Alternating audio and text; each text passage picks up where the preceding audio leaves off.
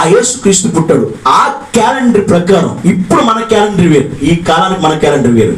తివాతని నెల 10వ తారీఖున యేసుక్రీస్తు డేట్ ఆఫ్ బర్త్ రాయడం జరిగింది. అందులో ఇప్పటికి ఆధారాలు జర్మనీలో ఉన్నాయి, దానికి చరిత్ర ఉంది, ఆధారాలు కూడా అక్కడే ఉన్నాయి. తెలియనటువంటి వాడు ఇంకా అర్థం కాని వాడు అక్కడికి వెళ్తే ఈజీగా చూపిస్తారు కూడా.